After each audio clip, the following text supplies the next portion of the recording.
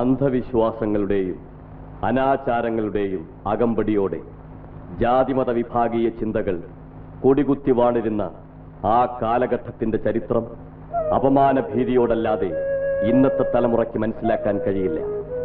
നിത്യവും നിരന്തരവുമായ മാനസിക ശാരീരിക പീഡനങ്ങളാണ് സമൂഹത്തിൽ അവർണരെന്ന് മുദ്രകുത്തപ്പെട്ട ബഹുഭൂരിപക്ഷം ജനത സവർണരായ ന്യൂനപക്ഷത്തിൽ നിന്നും അനുഭവിച്ചുകൊണ്ടിരുന്നത്. അവർണരായ സ്ത്രീകൾക്ക് മാറുമറയ്ക്കാൻ പോലും അവകാശമില്ലായിരുന്നു. തൊട്ടുകൂടാത്തവരും തീണ്ടിക്കൂടാത്തവരും മാത്രമല്ല, ദൃഷ്ടിയിൽപ്പെട്ടാലും ദോഷമുള്ളവർ കൂടി ആ സമൂഹത്തിലെ കണ്ണികളായി ഉണ്ടായിരുന്നു. അവർണ സ്ത്രീയിൽ ജനിച്ച സവർണന്റെ കുട്ടിക്ക് പിതാവിനെ അച്ഛ എന്ന് വിളിക്കുവാൻ പോലും സമൂഹം അനുവദിച്ചിരുന്നില്ല.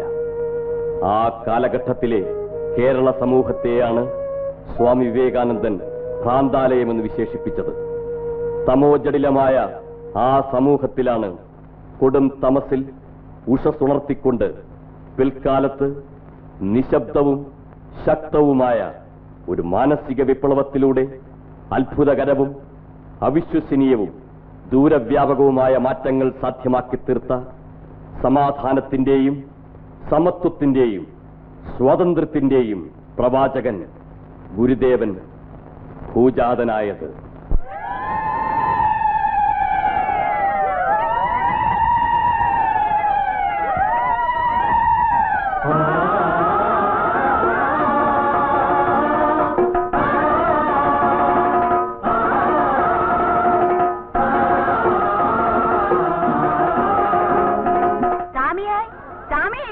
ഇവൻ എവിടെ പോയി കിടക്കുന്നോ എന്തോ? ഞാനിവിടെ ഉണ്ടേ. ഞാൻ എത്ര നേരമായി വിളിക്കുന്നു. എന്തായി? നീ വേഗം പോയി ആശാനോട് പറ ആൺകുഞ്ഞാണെന്ന്. പൈതലിന്റെ കരച്ചിൽ കേട്ടില്ലല്ലോ. കുഞ്ഞ് കരഞ്ഞില്ല, എന്താണാവോ? നീ വേഗം പോയിട്ട് വാ.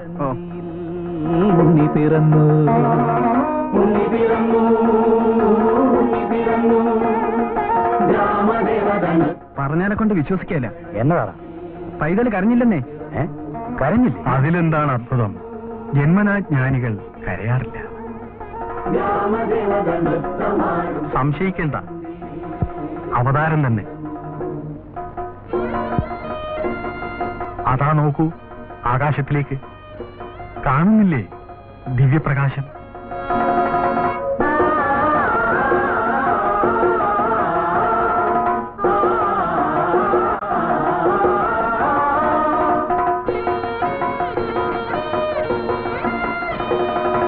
കൊച്ചു പൈതലിന് ഒരു നാമം കുറിക്കണ്ടേ അണ്ണ? അളിയന്റെ ആദ്യ സന്തതിയല്ലേ, മനസ്സിൽ എന്തെങ്കിലും പേര് നിരീച്ച് കാണും ഇല്ലേ? ഏയ് ഒന്നുമില്ല. അനന്തരം ഒരു പേര് അമ്മാവന്മാർ അതിനെ നിശ്ചയിച്ചാൽ മതി. എന്നാ ഞാനൊന്ന് ധ്യാനിച്ചു നോക്കട്ടെ. ഓം നമോ നാരായണായ നമഃ. നാരായണ ശബ്ദമാണ് മനസ്സിൽ തോന്നിയത്. ജഗൽസ്ഥിതിക്ക് കാരണനായ നാരായണൻ. അതെ, നരസമൂഹത്തിൽ ജീവാത്മസ്വരൂപേണ പ്രവേശിക്കുന്നവനാണല്ലോ നാരായണൻ. ആനന്ദ ചിന്മയഹരേ. ഇനി മറ്റൊന്നും ചിന്തിക്കണ്ട, മകൻ നാരായണൻ തന്നെ. എല്ലാം കൊണ്ടും ഉചിതമായ പേര് തന്നെ നാരായണൻ.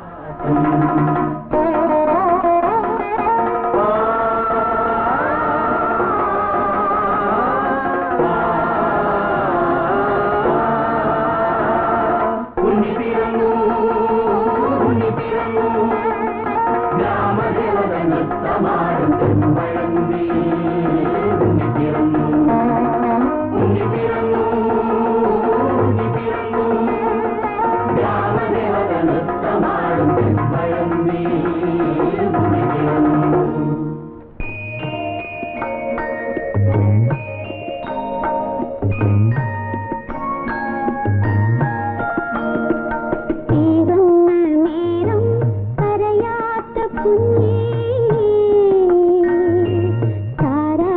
കേട്ടാലും ഉറങ്ങാത്ത മുത്തേ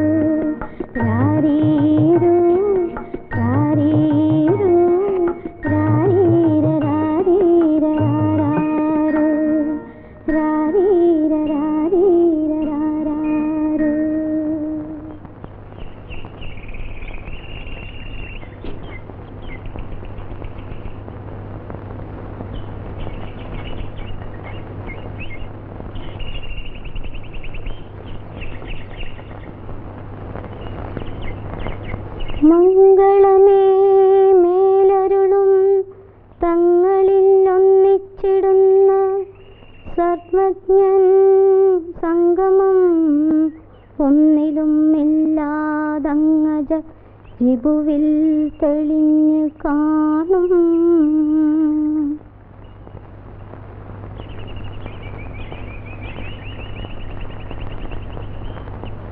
ആണോ? നീ ഈ സ്തോത്രം എവിടെ നിന്ന് പഠിച്ചു? ആരും പഠിപ്പിച്ചതല്ല, പിന്നെ ഞാൻ ഉണ്ടാക്കി ചൊല്ലിയതാ. നീ സ്വയം ചമച്ചോ? കെങ്കേമമായിരിക്കുന്നല്ലോ നാണു.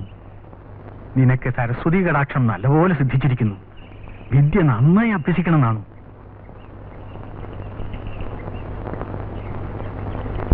ഏതമേകേ വദന്ത്യഗ്നിം മനുമന്യേ പ്രജാപതി ഇന്ദ്രമേകേ പരേ പ്രാണം അവരേ ബ്രഹ്മശാശ്വതം. ഇനി മൂന്ന് ചൊല്ലിക്ക്. ഏതമേകേ വദന്ത്യഗ്നിം മനുമന്യേ പ്രജാപതിം ഇന്ദ്രമേകേ പരേ പ്രാണം അവരേ ബ്രഹ്മശാശ്വതം.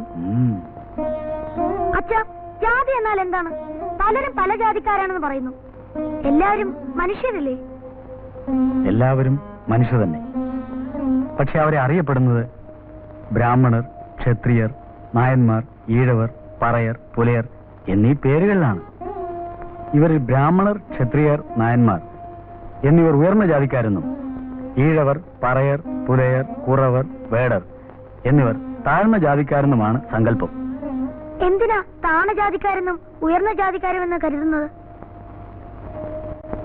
അത് പണ്ട് മുതൽക്കേ ആചരിച്ചു വരുന്നതാണ്. അത് മാറ്റാൻ മനുഷ്യൻ വിചാരിച്ചാൽ മാത്രമേ കഴിയൂ.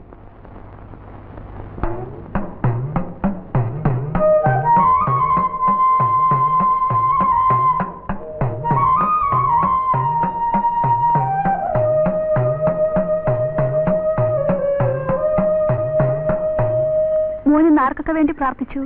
എല്ലാവർക്കും വേണ്ടി പ്രാർത്ഥിച്ചു. അമ്മയോ? അമ്മ മോന് വേണ്ടി പ്രാർത്ഥിച്ചു. അവരോടുന്ന കാണുമ്പോൾ കഷ്ടം തോന്നുന്നു അമ്മേ. അവർക്ക് തീണ്ടലുണ്ട്, അതാണ് അവർ നമ്മളെ കാണുമ്പോൾ അകന്നു പോകുന്നത്. അവരോട് പറയണം ഓടരുതെന്ന്. അത് ആചാരമാണ് മോനെ. ഓടിയാ മോനെ, വേഗം വാ, വേഗം വാ.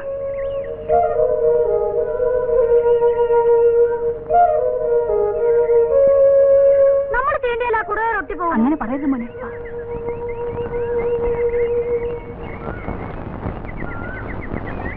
എന്താ മോനെ? നോക്കൂ അമ്മേ, കിളികൾ. കിളികൾക്കിടയിലും തീണ്ടലുണ്ടോ അമ്മേ? ഇല്ല മോനെ.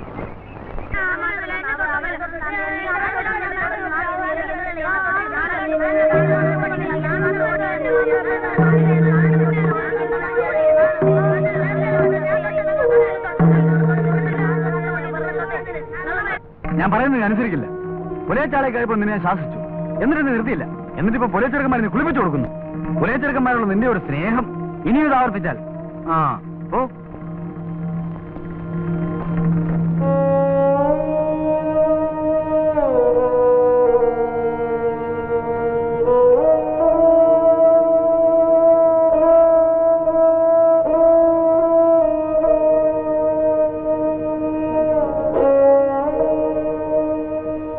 മോൻ താഴ്ന്ന ജാതിക്കാരുമായി കൂട്ടുകൂടരുതെന്ന് അച്ഛൻ എത്ര പ്രാവശ്യം പറഞ്ഞു തന്നു. അതല്ലേ അച്ഛന് ദേഷ്യം വരുന്നത്. നമ്മൾ താഴ്ന്ന ജാതിയല്ലമ്മേ, പിന്നെന്താ? മോന് കുറെ കഴിയുമ്പോ എല്ലാം മനസ്സിലാകും. നമുക്ക് ജാതി വേണ്ടമ്മേ.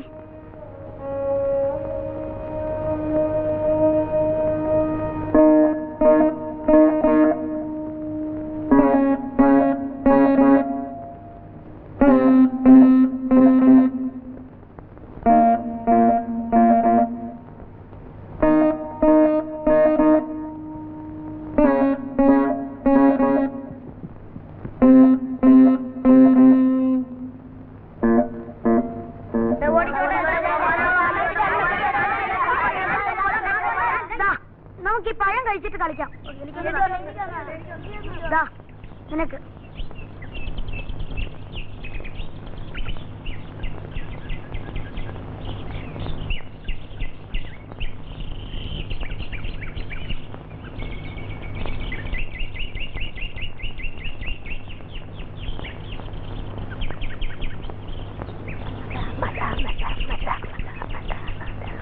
അമ്മമ്മേ, ഞാനൊന്ന് ചോദിക്കട്ടെ? തല്ലിയപ്പെടുത്താൻ മണ്ണല്ല. അമ്മമ്മേ, താണജാതിക്കരെ തൊട്ട് എന്താ? കണ്ണു പൊട്ടും. എന്റെ കണ്ണു പൊട്ടിയില്ല. ഞാൻ താണജാതിക്കരെ തൊട്ടല്ലോ. നീ അങ്ങനെയൊക്കെ നടക്കുന്നവനാണല്ലേ. നീ വല്ല കുരുത്തക്കേടും ചെയ്യും. അമ്മമ്മയുടെ കണ്ണു പൊട്ടുക നോക്കട്ടെ. ഹായ്, താണജാതിക്കരെ തൊട്ടേ അമ്മമ്മയുടെ കണ്ണു പൊട്ടുവേ. വരണ്ട് തരാം. എന്റെ വടി കൊണ്ടല്ല.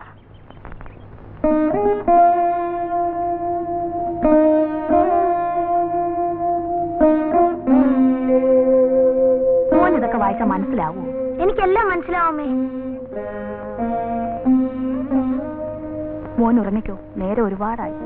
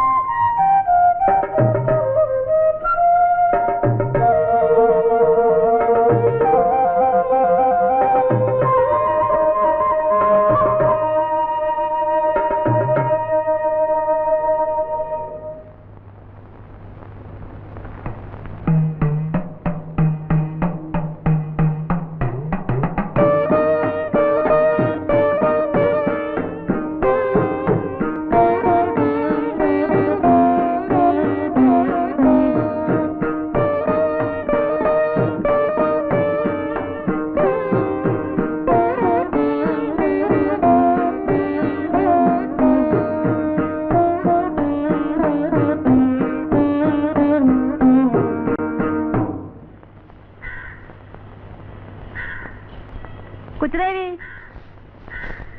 എന്താ അമ്മേ? എന്താ നെല്ലുണങ്ങിയത് മതി, നീ വലിയ കൂടെ എടുത്തോണ്ട് വാ. ദേ അമ്മേ, അന്നം വരുന്നു. നീ എവിടെ ആയിരുന്നടാ മോനെ? എന്താ അമ്മേ? നീ ഇങ്ങനെ ഊണുറക്കമില്ലാതെ എവിടെ അലഞ്ഞു നടക്കുന്നേ? അമ്മേ, അന്നം കാട്ടുപാറമേൽ എപ്പോഴും തപസ്സിരിക്കുന്ന പോലെ ഒറ്റയ്ക്ക് പോയിരിക്കും.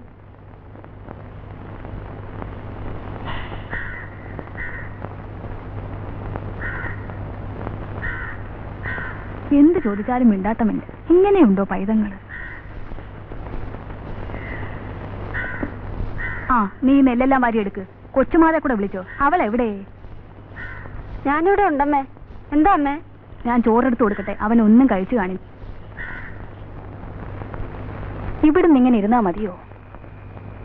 പിന്നെന്തോ വേണമെന്ന്? നിങ്ങളുടെ മകൻ നാണു ഇപ്പൊ നനച്ച നേരത്ത് വരണണ്ട. അവൻ നാടുനിങ്ങളെ അലഞ്ഞു നടക്കുക. എല്ലാരും ഇപ്പൊ എന്താ വിളിക്കുന്നതെന്ന് അറിയുവോ? നാണു ഭക്താന്ന്. പിള്ളേരും നാട്ടുകാരും കളിയാക്കയാ. ഇനി ഭസ്മക്കുറിയിട്ട് ഭാണ്ഡവം എടുത്താ മതിയെന്ന്. ഇതെന്തൊരു കേളിയാ. ഇവിടുന്നാണെങ്കിൽ ഇതൊന്നും കണ്ടില്ലെന്ന് വിചാരിച്ച് നടക്കി. ഞാനും ഇതൊക്കെ കാണുന്നുണ്ട് കുട്ടി. നാണു നമ്മുടെ മകനാന്ന് കരുതണ്ട. അവൻ ഇവിടെ എങ്ങും നിൽക്കുകയില്ല. എങ്കിലും അവന് വേണ്ടി ഒരു മുറി കളിയാൽ വൃത്തിയായി സൂക്ഷിക്കണം. അല്ല, അപ്പൊ മകൻ സന്യാസിയായിക്കൊള്ളട്ടെ എന്നാണോ പറയണത്? അതല്ല, വെറുതെ കാര്യം അവനോട് എന്തെങ്കിലും പറഞ്ഞിട്ട് കാര്യമില്ല. പിന്നെ അവനെ കൊണ്ട് എന്തെങ്കിലും തൊഴിൽ ചെയ്യിപ്പിക്കണം. കൃഷി നല്ലതാണ്. മണ്ണുമായൊരു ബന്ധമുണ്ടായാൽ ജീവിതത്തോടും ബന്ധമുണ്ടാവും.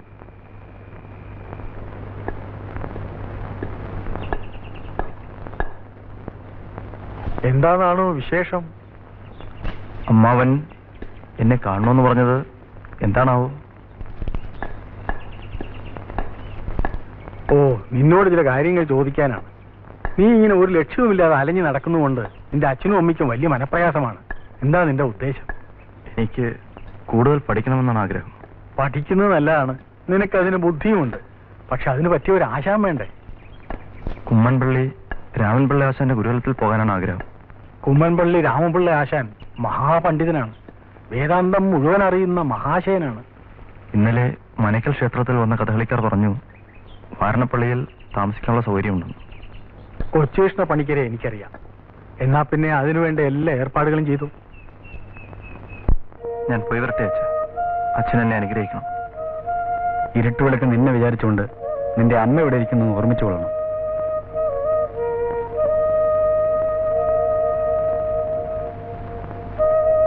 ഞാൻ പോയി വരട്ടെ അമ്മേ. എന്റെ മനക്കൽ ഭഗവതി, എന്റെ കുഞ്ഞിനെ കാത്തോളണേ.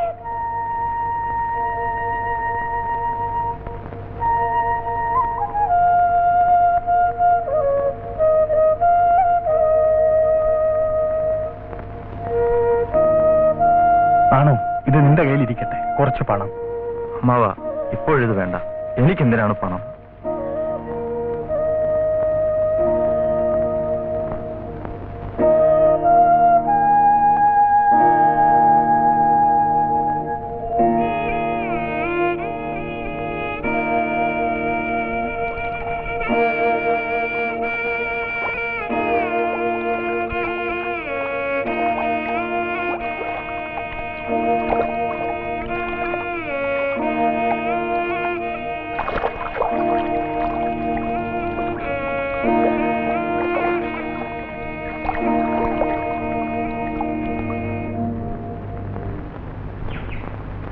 കുമ്മൻപള്ളി രാമൻപിള്ള ആശാന്റെ വീട് ഏതാ?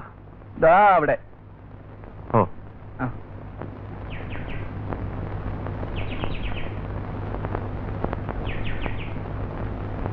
ആരാണ്?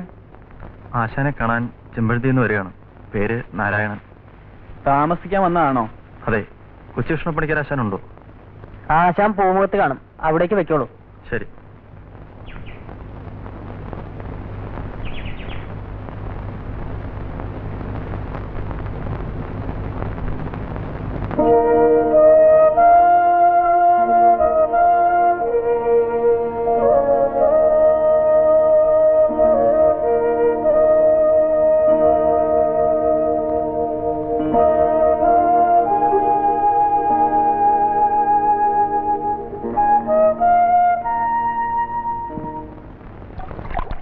അപ്പോൾ നീ പോകാൻ തന്നെ തീരുമാനിച്ചതാണോ? 3 വർഷം കഴിഞ്ഞല്ലോ. രാമൻപിള്ള ആശാൻ പലതും പഠിപ്പിച്ചു. വേദാന്ത സത്യങ്ങളും പറഞ്ഞു തന്നു. ഇനി ഞാൻ ഇവിടെ പറയാൻ നേരമായി. നീ എന്തൊക്കെയാണ് പറയുന്നത്? ഈ ഭൂമിയിൽ ഞാൻ എന്തിനു വേണ്ടി ജനിച്ചു? ഇവിടെ എന്റെ കർമ്മം എന്താണ്? എനിക്ക് മനസ്സിലാകുന്നില്ല. ഞാൻ നിനക്ക് മനസ്സിലാവുന്ന പറയാം.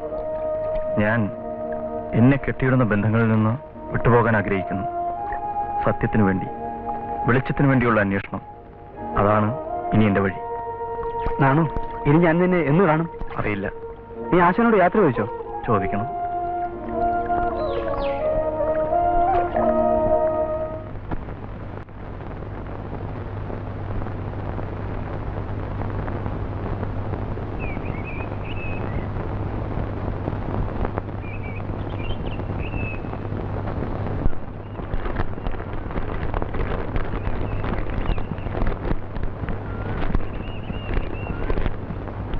ആണോ ഇവിടെ? അണ്ണനെ കണ്ടില്ല. വല്ല ആൽത്തറയിലോ കടൽക്കരയിലോ ചെന്ന് കിടക്കുന്നുണ്ടാവും.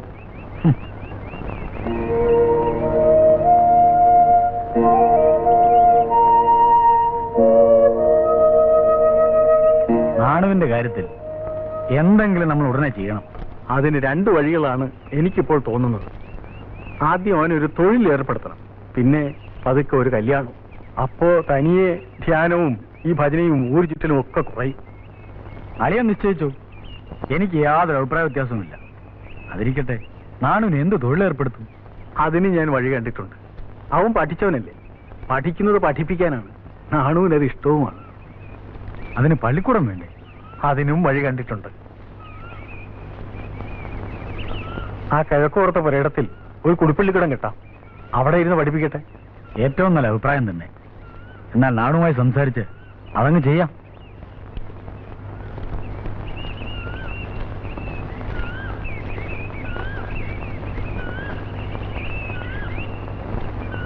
അവൻ നന്നാകുമെന്ന് വിചാരിച്ചാണ് കുടിപ്പള്ളിക്കൂടം തുടങ്ങി കൊടുത്ത്. എന്നിട്ടിപ്പോ എന്തായി? നാണുവിനിപ്പൊ കഷ്ടകാലമാണെന്ന് തോന്നുന്നു. കഷ്ടകാലം? കണ്ട പുലയക്കുടലുകൾ കയറിറങ്ങുന്നതും താഴ്മജാതിക്കാരുമായി കൂട്ടുകൂടുന്നതും അവരുടെ കയ്യിൽ നിന്ന് ഭക്ഷണം വാങ്ങി കഴിക്കുന്നതൊക്കെ കഷ്ടകരമാണല്ലേ? അച്ഛൻ പറഞ്ഞതെല്ലാം ഞാൻ കേട്ടു. ഞാൻ ഈ ചെയ്യുന്ന കാര്യങ്ങളിൽ എനിക്ക് തെറ്റൊന്നും കാണാൻ കഴിയുന്നില്ല അച്ഛൻ. നിനക്കതിൽ തെറ്റൊന്നും കാണാൻ കഴിയില്ലായിരിക്കും.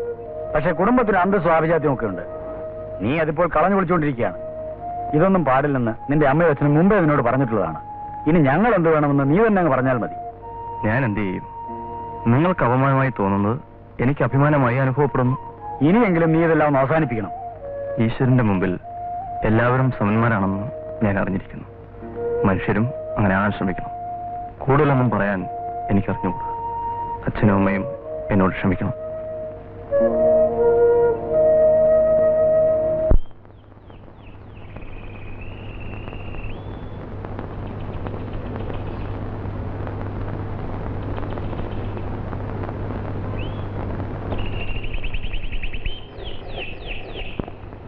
മോളെ ധാരാ വന്നിരിക്കുന്നോ നോക്കിക്കേ.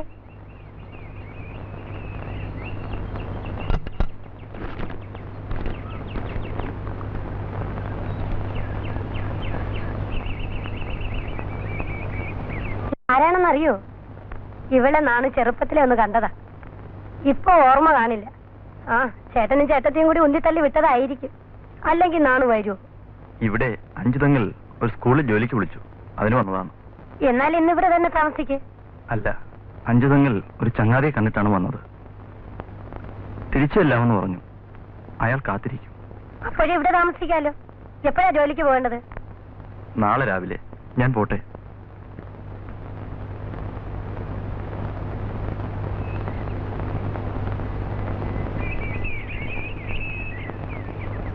നാണു അഞ്ചുതെങ്കിൽ ചേട്ടന്റെ വീട്ടിൽ പോയിരുന്നു. എനിക്ക് അപ്പോഴീ വിചാരം തോന്നിയതാ, നമ്മൾ എന്തിനാ കൂടുതലടന്ന് അന്വേഷിക്കുന്നത്? എനിക്കും അങ്ങനെ തോന്നുന്നു. നാണു കാളിക്കുട്ടിയെ കണ്ടിരിക്കുമല്ലോ. അവൻ അവളെ ഇഷ്ടപ്പെടാതെ വരില്ല. സൂര്യൻ ഉദിച്ചു വരുന്ന പോലത്തെ പെണ്ണല്ലേ, നല്ല സ്വഭാവവും. നാണുവിന് സ്വന്തം അഭിപ്രായങ്ങളുണ്ട്, ജീവിത രീതിയുണ്ട്. അല്ലാതെ അവൻ നമ്മളെ അനുസരിക്കാതിരുന്നിട്ടില്ലല്ലോ. ഒരു കാലത്ത് അവൻ ഇപ്പോൾ പറയുന്ന കാര്യങ്ങൾ ശരിയായി വന്നുകൂടുന്നുണ്ടോ? ഏതായാലും ആലോചന നടക്കട്ടെ. നമുക്ക് എത്രയും പെട്ടെന്ന് ഇതങ്ങ് നടത്തണം.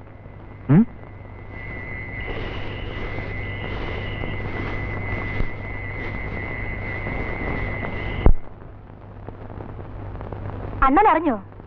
എന്താ? അച്ഛനും അമ്മയും കൂടെ അണ്ണന്റെ കല്യാണക്കാരി നിശ്ചയിച്ചു. 5 തെങ്ങിലെ കാളിച്ചേച്ചിയെ അടുത്ത മാസം ഞങ്ങൾ പോയി പുടവ കൊടുക്കും. അണ്ണൻ എന്താ ഒന്നും മിണ്ടാത്തത്? നീ ഒന്ന് അകത്ത് പോവച്ചു ദേവേ. ഞാൻ ഇനി അണ്ണനോട് ഒന്നും പറയില്ല.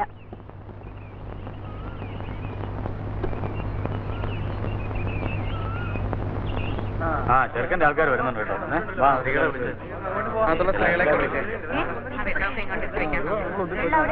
വരണം വരണം വരണം. നമസ്കാരം.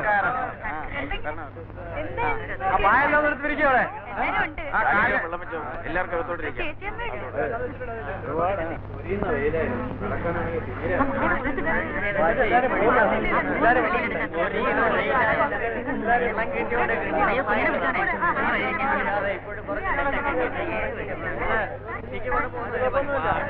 നാണു ഇപ്പൊ പള്ളിക്കൂടം നടത്തുന്നില്ലേ? തൽക്കാലം നിർത്തി വെച്ചിരിക്കുക.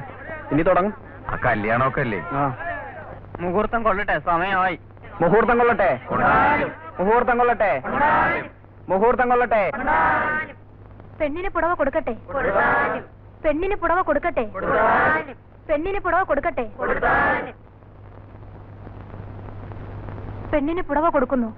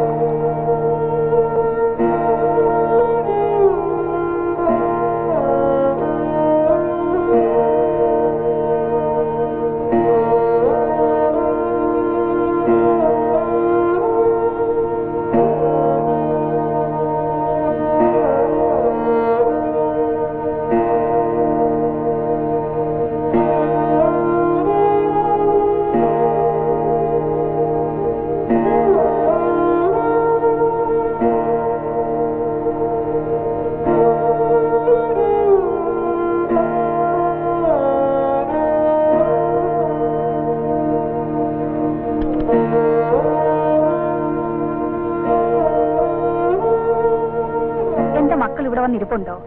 വാ, വന്ന് എന്തെങ്കിലും കഴിക്കേ. എനിക്കൊന്നും വേണ്ടമ്മേ.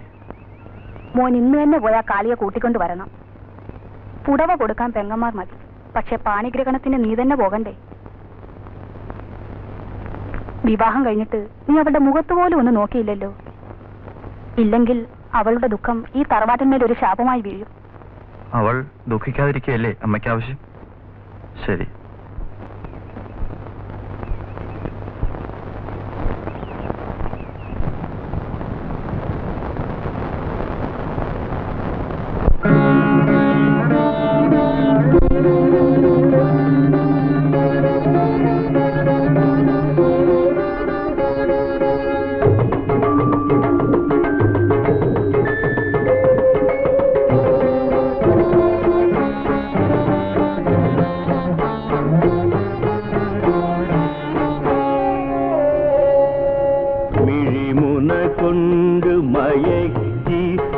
ആവിയാകും കുഴിയിലുരുട്ടി മരിപ്പതിനുറുങ്ങി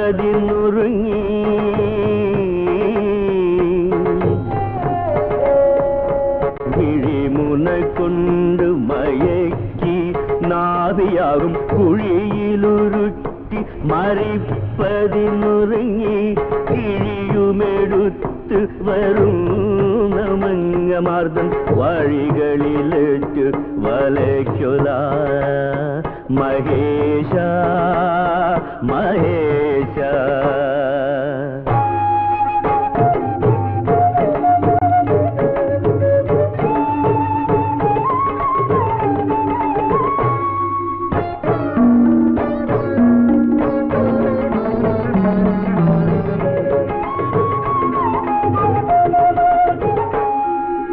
തലമുടി കോതി മുടിഞ്ഞു തക്കയിട്ട്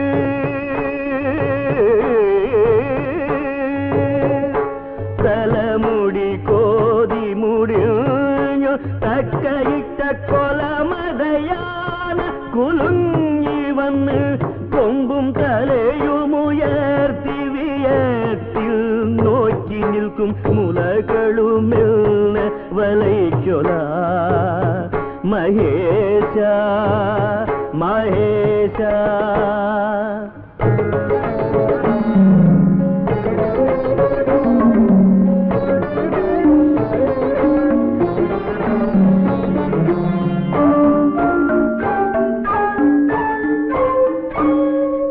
കുരുവുകൾ പോലെ കുരുത്ത് മാർവിടത്തിൽ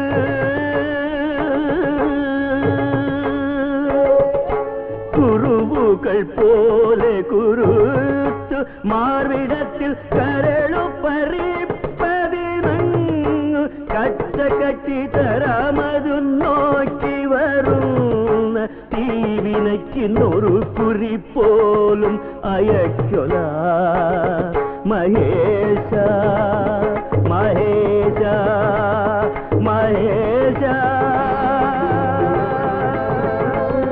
മഹേശ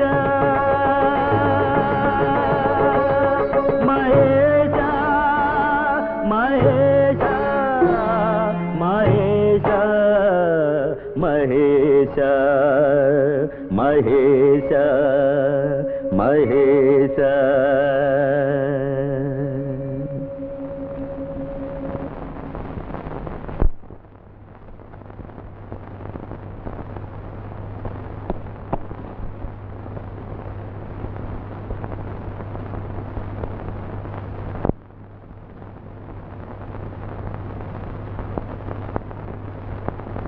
വരുന്ന വിവരം അറിഞ്ഞില്ല. ഇവിടെ ആരുമില്ല. കാളിയോട് ഞാൻ യാത്ര പറയാൻ വന്നതാണ്. എങ്ങോട്ട് പോകുന്നു? പോകുന്നു. നാട്ടുകാർക്കനുസരിച്ച് ഞാൻ കാളിയെ വിവാഹം ചെയ്തു. കല്യാണം എനിക്ക് വിധിക്കപ്പെട്ടതല്ലെന്ന് അപ്പോഴേ അറിയാമായിരുന്നു. എങ്കിലും എല്ലാവരുടെയും ആഗ്രഹത്തിന് വിലങ്ങായി നിന്നില്ല. കാളി എന്റെ അച്ഛന്റെ അനന്തരമുള്ള മകളല്ലേ, അപ്പോൾ എന്റെ സഹോദരി. ഇവിടെ നിന്ന് ഒറ്റയ്ക്ക് വിട്ടേച്ച് പോകാനാണോ ഭാവം? നിന്റെ ദുഃഖം ഞാൻ മനസ്സിലാക്കുന്നു. നമ്മുടെ രണ്ടുപേരുടെയും ജന്മോദ്ദേശം രണ്ടാണ്. എനിക്കൊന്നും മനസ്സിലാവുന്നില്ല. അതും എനിക്കറിയാം. ദുഃഖിക്കരുത്. അർത്ഥമില്ലാത്ത വെറും ചടങ്ങല്ലേ നടന്നുള്ളൂ. അത് സ്വപ്നം പോലെ നനച്ചാൽ മതി. അപ്പോൾ തെറ്റിദ്ധാരണ മാറും. ദുഃഖത്തിനുള്ള കാരണം ഇല്ലാതാകും.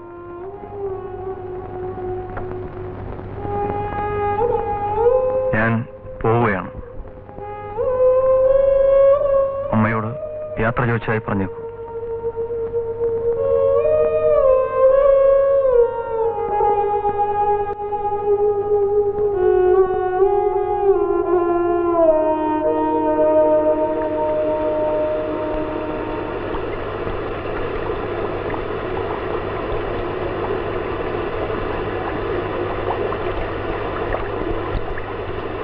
പിടിച്ചോളൂ.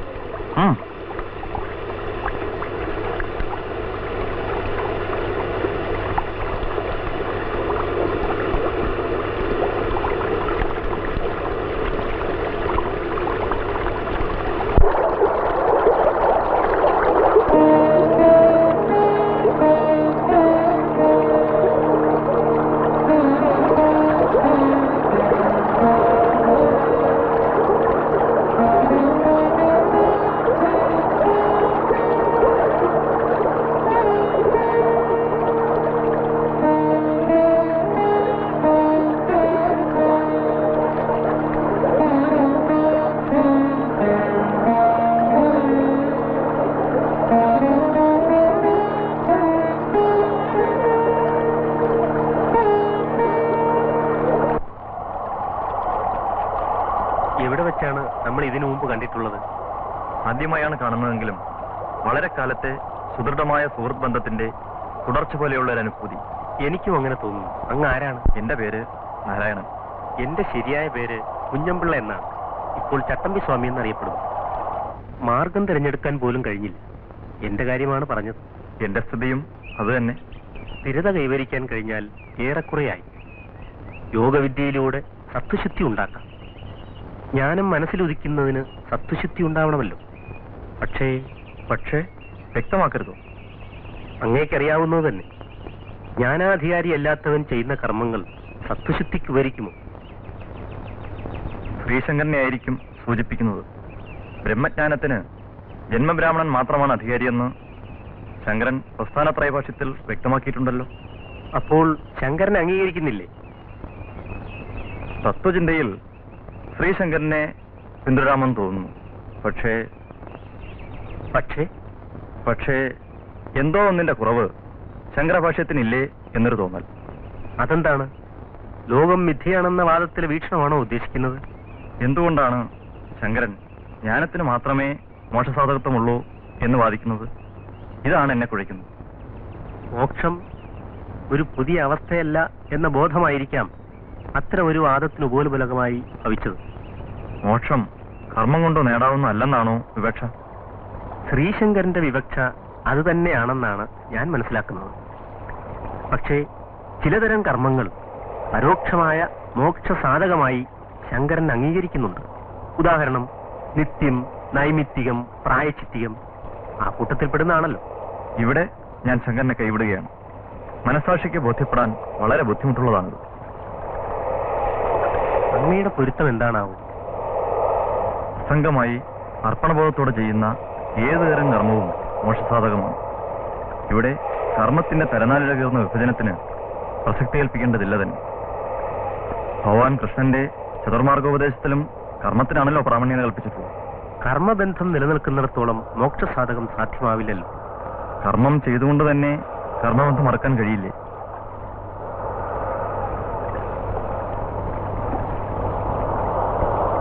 ഭേദബോധം സുദൃഢമായി പ്രതിഷ്ഠിക്കപ്പെടാത്ത മനസ്സ് ചഞ്ചലമായിരിക്കും.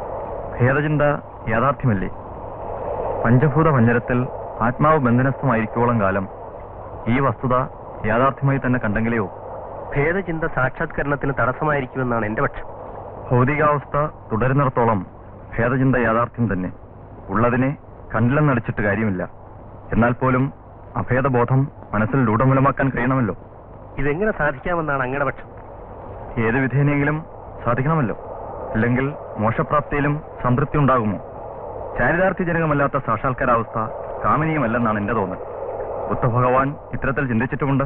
പക്ഷേ അത്യന്തം ക്ലിഷ്ടജടിലമാണ് ആ മാർഗം. ക്ഷിപ്തസത്യമല്ലായിരിക്കാം, എങ്കിലും ഒക്കാത്തതല്ല. രണ്ടു മാർഗങ്ങളുടെ സമഞ്ജസമായ സമ്മേളനത്തിലൂടെയുള്ള ഒരു ശ്രമമായിരിക്കും അത്. പൊതുവെ ഋഷിവര്യന്മാർ സ്വീകരിക്കാറുള്ള വഴികളിൽ നിന്നൊക്കെ തികച്ചും വ്യത്യസ്തമാണിത്. ജ്ഞാനകർമ്മ മാർഗങ്ങൾ ഒന്നുചേരുമ്പോൾ അത്ഭുതങ്ങൾ സൃഷ്ടിക്കുവാൻ കഴിയുമെന്നാണ് എന്റെ വിശ്വാസം. ഭേദാവസ്ഥയിലോട്ടുള്ള യാത്ര അവസാനം അഭേദാവസ്ഥയിലേക്ക് നയിക്കും.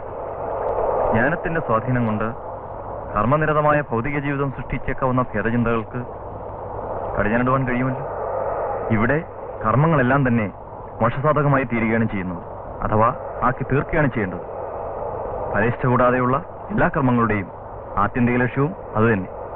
ഇനി അങ്ങ് തന്നെ തീരുമാനിക്കൂ, അടുത്ത പടി എന്തെന്ന്. അങ്ങേ വഴി കാണിക്കാൻ ഞാൻ ആരുമല്ല. എങ്കിലും യോഗവിദ്യ ശരീരബന്ധിയായ ആത്മാവിനെ ഉത്തേജിപ്പിക്കുവാൻ പര്യാപ്തമായിരിക്കുമെന്ന് എനിക്ക് അഭിപ്രായമുണ്ട്. ശരീരവും ആവശ്യമാണല്ലോ, കർമ്മമാർഗം മോക്ഷമാർഗമായി അംഗീകരിച്ചവർക്ക് പ്രത്യേകിച്ചും. അപ്പോൾ നിശ്ചയിച്ചു കഴിഞ്ഞു എന്നർത്ഥം. അങ്ങയുടെ മാർഗവും വിഭിന്നമല്ലല്ലോ. യോജിക്കുന്നു. പക്ഷെ ജ്ഞാനമാർഗത്തിന് പ്രാമാണ്യത കൽപ്പിക്കുന്ന അല്ലേ യുക്തി എന്നൊരു സംശയം ബാക്കി നിൽക്കുന്നു. അങ്ങനെ ചിലർ വ്യത്യാസങ്ങൾ എപ്പോഴും നിലനിൽക്കും. അത് മോക്ഷസാധകത്വത്തിന് ഒരു തരത്തിലും ദോഷമായി ഭവിക്കില്ല. അടിസ്ഥാനപരമായ ഐക്യദാർഢ്യത ഉണ്ടായാൽ മതി. നമ്മുടെ സമ്മേളനം അങ്ങ് പറഞ്ഞതുപോലെ വിധിയുടെ സാക്ഷാത്കാരം തന്നെ, സംശയമില്ല. എങ്കിൽ നമുക്ക് അയ്യാവു സ്വാമിയുടെ അടുത്തേക്ക് പോകാം. ഒരു ദീർഘയാത്രയ്ക്കുള്ള ഒരുക്കം അവിടെ തന്നെ ആവാം.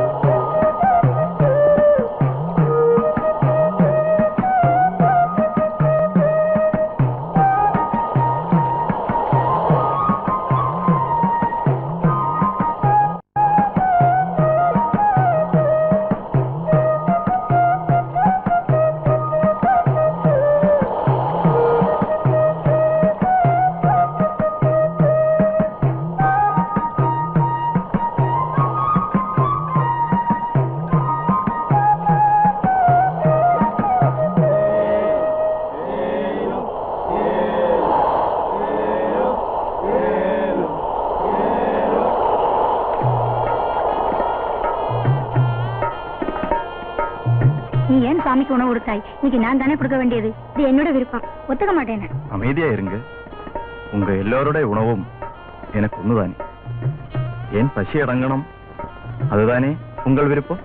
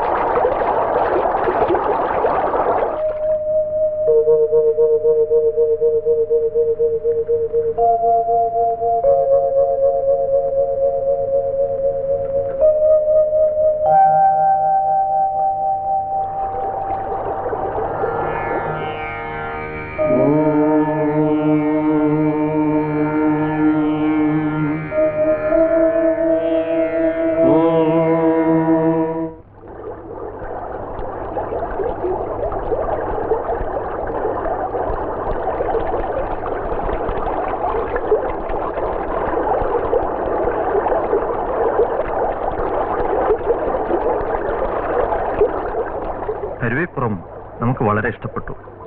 പ്രകൃതിദേവി അനുഗ്രഹിച്ച സ്ഥലം എന്തുകൊണ്ടും ധന്യമാണ്, അല്ലേ? ഈ പുണ്യഭൂമിയിൽ ഒരു ശിവക്ഷേത്രം സ്ഥാപിച്ചാൽ എങ്ങനെയിരിക്കും? ശിവക്ഷേത്രമോ? അതെ, ശിവക്ഷേത്രം തന്നെ. ജാതിമത ഭേദമില്ലാതെ ഈശ്വരവിശ്വാസികൾക്കെല്ലാം നിത്യവും പ്രാർത്ഥന നടത്താൻ ഉതകുന്ന ഒരാരാധനാലയം. ക്രമേണ ആ ജാതി വ്യത്യാസം മറക്കാൻ ഒരു ഉപാധി കൂടിയാണ്. സ്വാമി, അവിടെ എന്താണ് ഉദ്ദേശിക്കുന്നത്? ശിവക്ഷേത്രം സ്ഥാപിക്കുക, അതെങ്ങനെ സാധിക്കും? പ്രതിഷ്ഠ നടത്താനുള്ള അധികാരം ബ്രാഹ്മണർക്കുള്ളതല്ലേ? അന്യജാതിയിൽപ്പെട്ട ആരും തന്നെ ഇതുവരെ പ്രതിഷ്ഠ നടത്തിയിട്ടുമില്ല, അമ്പലത്തിൽ പ്രവേശിച്ചിട്ടുമില്ല. അപ്പോൾ നമുക്കും വേണമല്ലോ ഒരു ശിവൻ. ഈ ശിവരാത്രി നാളിൽ തന്നെ നമുക്ക് ആ കർമ്മം നടത്താം.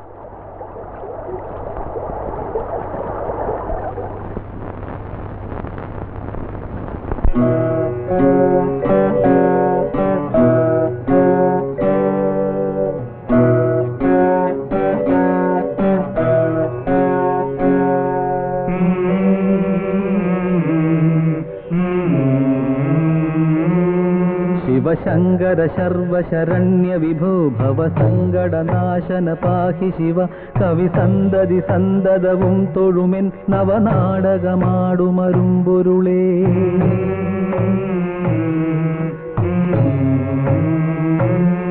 ശിവശങ്കര ശർവശരണ്യ വിഭോ ഭവ സങ്കടനാശന പാഹി ശിവ കവി സന്തതി സന്തതവും തൊഴുമെൻ നവനാടകമാടുമരുമ്പൊരുളേ.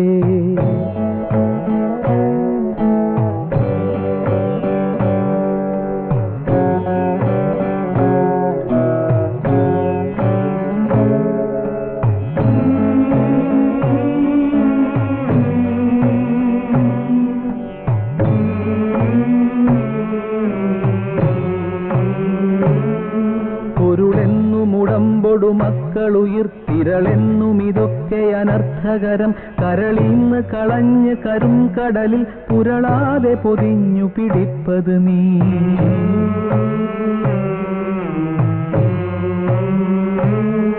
പൊരുളെന്നു മുടമ്പൊടു മക്കളുയിർത്തിരളെന്നും ഇതൊക്കെ അനർത്ഥകരം കരളിന്ന് കളഞ്ഞു കരും കടലിൽ പുരളാതെ പൊതിഞ്ഞു പിടിപ്പത് നീ.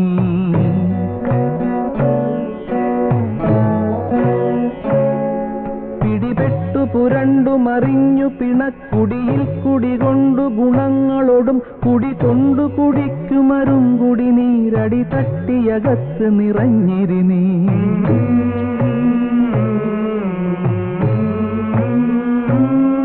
പിടിപെട്ടു പുരണ്ടു മറിഞ്ഞു പിണക്കുടിയിൽ കുടികൊണ്ടു ഗുണങ്ങളോടും കുടികൊണ്ടു കുടിക്കുമരും കുടി നീരടി തട്ടിയകത്ത് നിറഞ്ഞിരി നീ.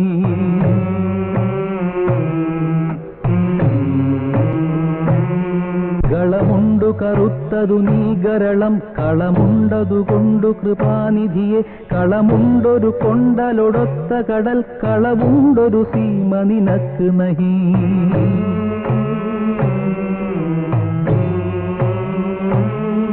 കളമുണ്ടു കറുത്തതു നീ ഗരളം കളമുണ്ടതുകൊണ്ടു കൃപാനിധിയെ കളമുണ്ടൊരു കൊണ്ടലൊടൊത്ത കടൽ കളവുണ്ടൊരു സീമ നിനക്ക് നഹി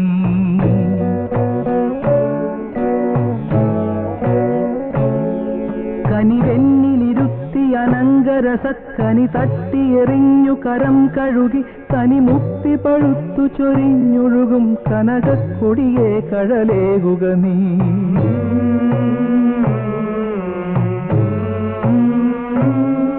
കനിവെന്നിലിരുത്തി അനങ്കരസക്കനി തട്ടിയെറിഞ്ഞു കരം കഴുകി തനി മുക്തി പഴുത്തു ചൊരിഞ്ഞൊഴുകും കനകക്കൊടിയെ കഴലേകുക നീ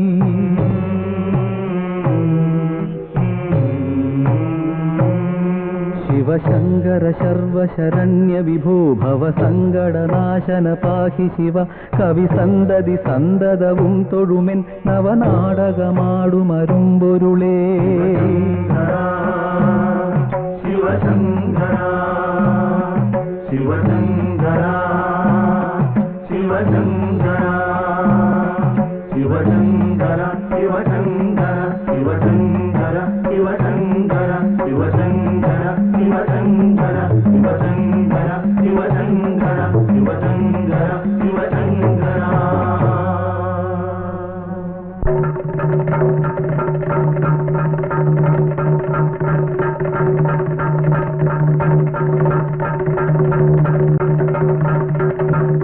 ചോദിച്ചൊരിയാണ് ഞാൻ സ്വാമി വിവരം അറിയിക്കട്ടെ ഇവിടെ നിങ്ങളുടെ താന്ത്രികൻ സ്വാമി സ്വാമി ആശ്രമത്തിലുണ്ട് ആശ്രമം ചോവന്റെ ചെറ്റക്കുടലിന് ആശ്രമം എന്ന് പേരുണ്ടോ എന്തൊരു കാലം ഇങ്ങനെയുണ്ടോ ശിവ ശിവ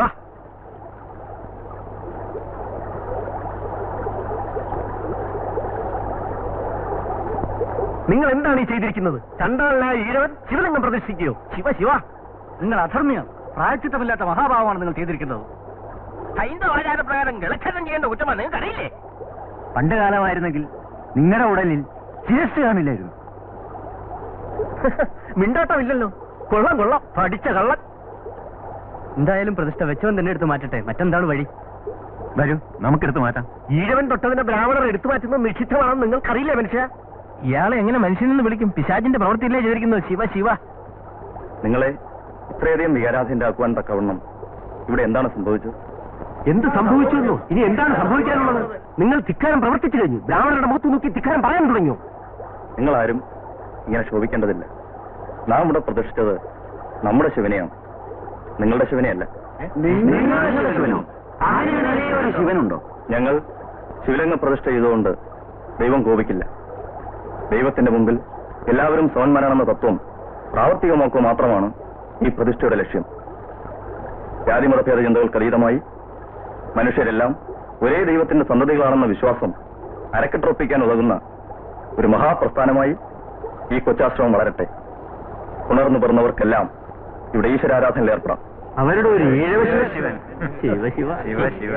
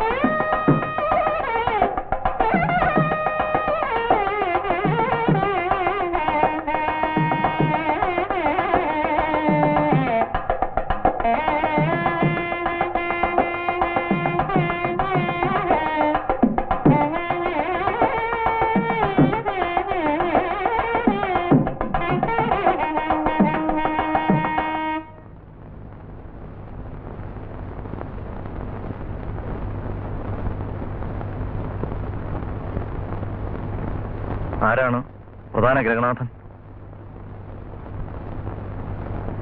കെട്ടുകല്യാണം ആവശ്യമുള്ളതല്ല.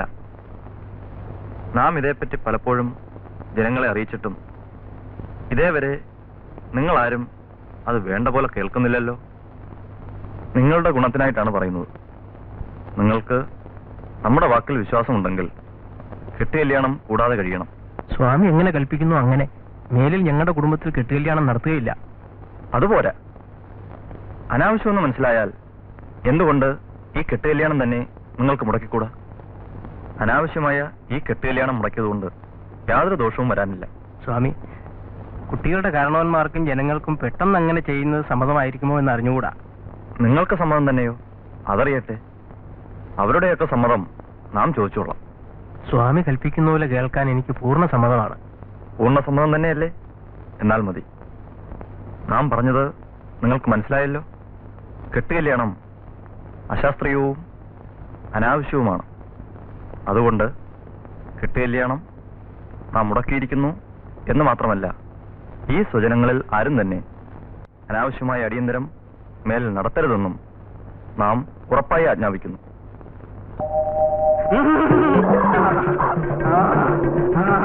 ഞാൻ ആരാണെന്നറിയാമോ? അറിയില്ല.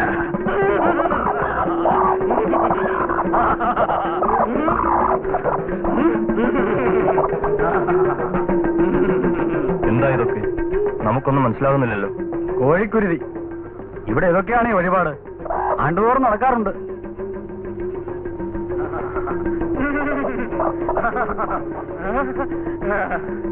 എത്ര കോഴിയെ വെട്ടും? 100, 150 ഒക്കെ ആകും. അത്രയ്ക്കുണ്ടോ? എന്നിട്ട് ഈ കോഴിയൊക്കെ എന്ത് ചെയ്യും? ആളുകൾ വിലയ്ക്ക് വാങ്ങി പാകം ചെയ്ത് തിന്നും.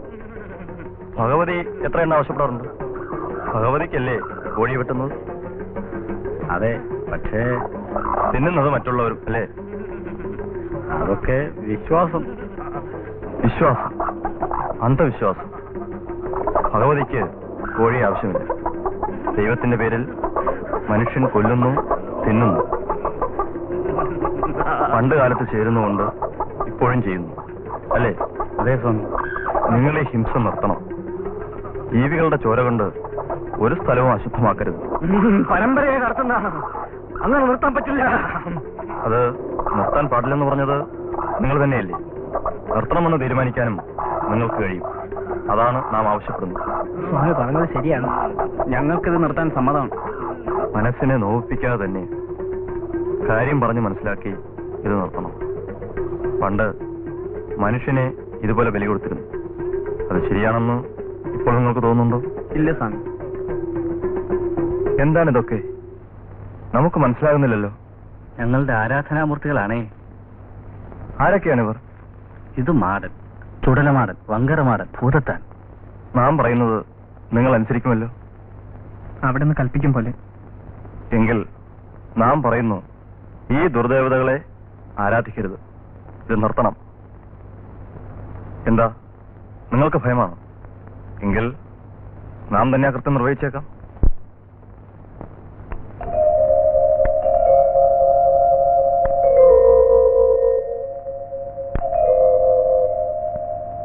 സാത്വികമായ രീതിയിൽ നമുക്ക് പൂജാകർമ്മങ്ങൾ ഇവിടെ നടത്തുവാനുള്ള ഏർപ്പാടുകൾ ചെയ്യാം. ഞാൻ പൽപ്പുവാണ്.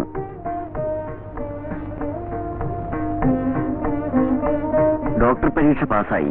തിരുവനന്തപുരത്താണ് വീട്. കൂടുതൽ പറയണ്ട, എല്ലാം അറിയുന്നുണ്ട്. പൽപ്പുവിന്റെ പ്രവർത്തനങ്ങൾ നാം സസത്വം മനസ്സിലാക്കിക്കൊണ്ടിരിക്കുകയാണ്.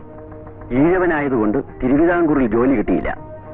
കേരള ജീവിതത്തിൽ ഒരു ശുദ്ധീകരണം അനിവാര്യമാണ്. അതിന് വിപുലമായ സംഘടന ഉണ്ടാവണം. ഞാനതിന് ശ്രമിച്ചു, വിജയിച്ചില്ല. ഈ അരുവിപ്പുറത്ത് അതിന് വെളിച്ചവും ശക്തിയും ഉണ്ടാവുമെന്ന് ഞാൻ അറിഞ്ഞു. ഗുരുദേവന്റെ ആജ്ഞാനുസരണം കർമ്മപരിപാടികൾ മുന്നോട്ട് കൊണ്ടുപോകണം. ഇതാണ് എന്റെ ആഗ്രഹം. മർദ്ദിതരും നിന്ദിതരുമായ ഈഴവ മഹാജനം സ്വാമിയുടെ കൂടെയുണ്ട്. നമുക്ക് കൂടുതൽ ആലോചിക്കാനില്ല. പൽപ്പുവിന്റെ ആഗ്രഹത്തിന് ഇവിടെ നമുക്ക് രൂപം നൽകാം.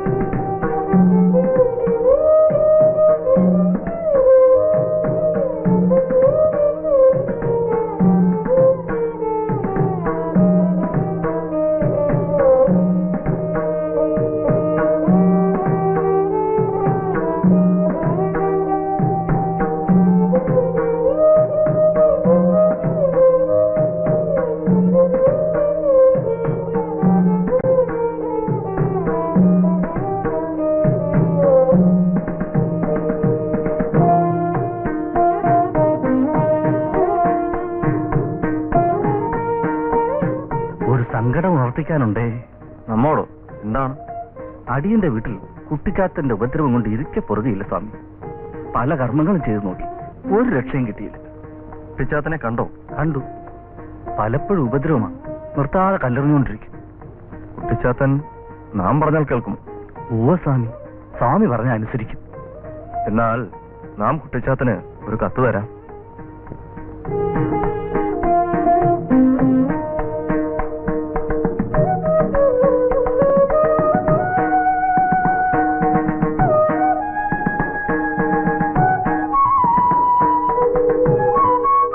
എന്തുകൊണ്ട് നിങ്ങൾക്ക് ജന്തുബലി നിർത്തിക്കൂടാ? ജന്തുബലി നിർത്താൻ ഞങ്ങൾക്ക് വിരോധമുണ്ടായിട്ടല്ല സ്വാമി. പിന്നെ ആർക്കാണ് വിരോധം? ക്ഷേത്രഭാരവാഹികൾക്ക് ഏറെ വിഷമമുണ്ട്. ക്ഷേത്രത്തിന്റെ ഭാരം വഹിക്കുന്നത് തൂണുകളല്ലേ, അവ വിരോധിച്ചുകൊള്ളട്ടെ. നിങ്ങൾ ബലിക്കായി ആടിനെയും കോഴികളെയും കൊടുക്കാതിരുന്നാൽ മതി. പിന്നെങ്ങനെ ജന്തുഹിംസ നടക്കും? ജന്തുബലിക്ക് പകരം എന്ത് പൂജകളാണ് തൃപ്പാദങ്ങൾ കൽപ്പിക്കുന്നത്? ഉത്തമ പൂജയ്ക്ക് കുമ്പളങ്ങ മുറിച്ചാലും മതി എന്ന വിധിയുണ്ടല്ലോ. ബലി കൊടുക്കുന്ന വ്യക്തിയുടെ പുത്രന്റെ കഴുത്തറുത്ത് ബലി കൊടുത്താൽ എന്താണ്? അങ്ങനെ നടത്താൻ ഒരുങ്ങിയതായി ബൈബിളിൽ ഒരു കഥയില്ലേ? കുമ്പളങ്ങയോ ആടോ കോഴിയോ യാതൊന്നിനെയും ബലി നൽകേണ്ടതില്ലെന്നാണ് നമ്മുടെ പക്ഷം. ആരാധകന്റെ ഭക്തിനിർഭരമായ മനസ്സുകൊണ്ടുള്ള പൂജ മാത്രം മതി, ബലിയേ വേണ്ട. അവിടുത്തെ അഭിപ്രായം അനുസരിച്ച് പ്രവർത്തിച്ചുകൊള്ളാം. ഇവൾക്ക് എപ്പോഴും പേടിയാ. കൂടെ കൂടെ ബോധക്കേട് വരും. പല അമ്പലങ്ങളിലും നേർച്ചകൾ കഴിച്ചു, ഒരു ഫലവും കാണുന്നില്ല. ഇങ്ങോട്ട് മാറി നിൽക്കൂ.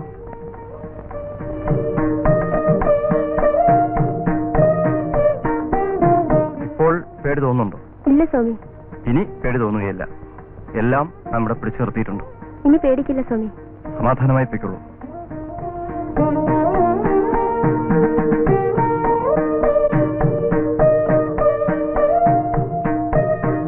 എന്താ പേര്? കൃഷ്ണൻ. കച്ചവടം മോശമാണല്ലേ? അതെ സ്വാമി, അത് പറയാനാണ് ഞാൻ വന്നത്. ഇതാ, ഇത് കയ്യിലിരിക്കട്ടെ. കച്ചവടമൊക്കെ അഭിവൃദ്ധിപ്പെടും.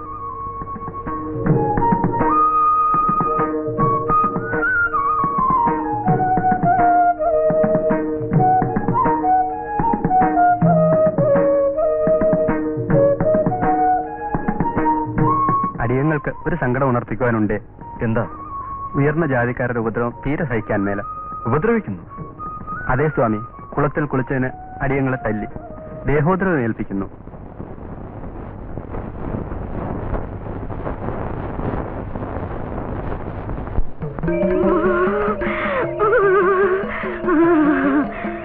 എന്താ, നമ്മെ കാണാൻ വന്നതാണോ? അറിയാമോ? അറിയാമല്ലോ. അവളെവിടോ? വിട്ടാ ഓടികളെ. അവൾ ഓടുമെങ്കിൽ കാണട്ടെ.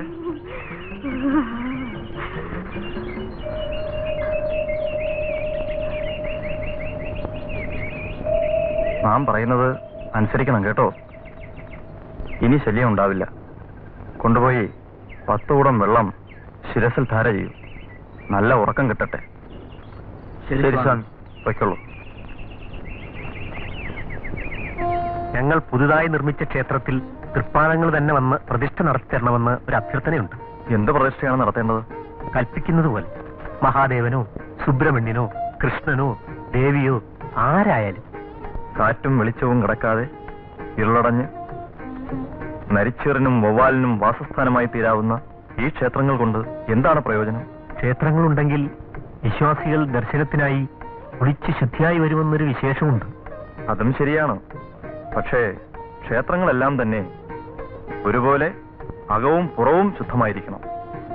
അവിടമെല്ലാം വെളിച്ചം കിടക്കണം. പ്രതിഷ്ഠ ഒരു ദീപശിഖയായാൽ എന്താ? പോരുന്നുണ്ടോ? അതിൽ കുറച്ച് വിഷമമുണ്ട് സ്വാമി. സാധാരണ ആരാധകർക്ക് ഒരു ഉപാസനാമൂർത്തി കൂടിയേ തീരൂ. എന്നാൽ ദീപശിഖ കൂടാതെ മഹാന്മാരായ നേതാക്കന്മാരുടെ പ്രതിമകളായാൽ മതിയല്ലോ. പുരാണങ്ങളിലെ കഥാപാത്രങ്ങൾ ആദ്യകാല ജനങ്ങളുടെ നേതാക്കന്മാരായിരുന്നിരിക്കണം എന്നാണ് നമ്മുടെ പക്ഷം. കൽപ്പിച്ചത് ശരിയാണ്. എങ്കിലും ഞങ്ങളുടെ ആളുകൾ അത്ര അറിവുള്ളവരല്ല സ്വാമി. ശരി, പടിപടിയായിട്ട് വേണമല്ലോ ഉയരേണ്ടത്. നിങ്ങളുടെ ആഗ്രഹം പോലെ തന്നെയാകാം. പ്രതിഷ്ഠയ്ക്കുള്ള ഏർപ്പാടെല്ലാം പൂർത്തിയാക്കി നമ്മെ അറിയിക്കും. വിവാഹം എങ്ങനെ നടത്തണമെന്നാണ് അങ്ങ് കൽപ്പിക്കുന്നത്? ഒരു വിവാഹത്തിന് കൂടിയാൽ 10 പേർ മാത്രമേ ആകാവൂ. വധൂവരന്മാർ, അവരുടെ മാതാപിതാക്കന്മാർ, ദമ്പതികളുടെ ഓരോ സഖികൾ, ഒരു പുരോഹിതൻ, ഒരു പൗരപ്രധാനി. ഇപ്രകാരമാണ് 10 പേർ. ഭാവി ജീവിതം മുഴുവൻ ഒരുമിച്ച് കൂടേണ്ടവരായ ദമ്പതികളെ തമ്മിൽ കാണിക്കുകയും സംഭാഷണത്തിലുള്ള സൗകര്യം കൊടുക്കുകയും ചെയ്യേണ്ടതാകുന്നു. പരസ്പരം സ്നേഹിച്ച് മനസ്സാ വിവാഹം നടത്തിയവരെ സംബന്ധിച്ച് ഈ കർമ്മം നടത്തണമെന്നില്ല. ചിലർക്ക് തങ്ങളുടെ കുട്ടികളുടെ വിവാഹം ആഘോഷപൂർവ്വം നടത്തണമെന്ന് താല്പര്യം കാണില്ലേ സ്വാമി? അങ്ങനെ മോഹമുള്ള രക്ഷിതാക്കന്മാർ ചെലവ് ചെയ്യാൻ ഉദ്ദേശിക്കുന്ന തുക ബാങ്കിലോ മറ്റോ നിക്ഷേപിച്ച് അതിന്റെ രസീത് വിവാഹ സമയത്ത് തങ്ങളുടെ കുട്ടികൾക്കായി സംഭാവന ചെയ്യേണ്ടതാണ്. വർക്കലയെക്കുറിച്ച് ദക്ഷിണകാശി എന്നാണ് പണ്ടേ പറയാറ്. നമുക്കറിയാം. ഇവിടെ കർത്തവാവിന് ശ്രാദ്ധമൂട്ടാൻ ഈഴവരും മറ്റും ധാരാളം വരാറുണ്ട്. ഇനിമേൽ കർക്കിടവാവിന് കടപ്പുറത്ത് കൂടുന്നതിന് പകരം എല്ലാവരും നാം കെട്ടാൻ ഉദ്ദേശിക്കുന്ന പുതിയ മഠത്തിൽ വരട്ടെ. ശ്രാദ്ധകർമ്മങ്ങൾ ശിഷ്യന്മാർ യഥാവിധി നിർവഹിച്ചു കൊടുത്താൽ മതി. വഴിയെ ഇവിടെ ഒരു ആരാധനാ കേന്ദ്രവുമാവും. പ്രതിഷ്ഠ എന്താണാവൂ? പ്രതിഷ്ഠ വേണമല്ലേ? ശിവപ്രതിഷ്ഠ തന്നെ ആയിക്കൊള്ളട്ടെ. ഇവിടെ നമുക്ക് ശാരദമഠം സ്ഥാപിക്കാം. ഇവിടെ നിവേദ്യവും എഴുന്നള്ളത്തും ഉത്സവവും അതുപോലെയുള്ള മറ്റു ചടങ്ങുകളും ഒന്നും തന്നെ വേണ്ട. പിന്നെയോ സ്വാമി? ശാരദബിംബം മാത്രം മതി. ഭക്തജനങ്ങൾ സ്തോത്രം ചൊല്ലി ധ്യാനിക്കട്ടെ.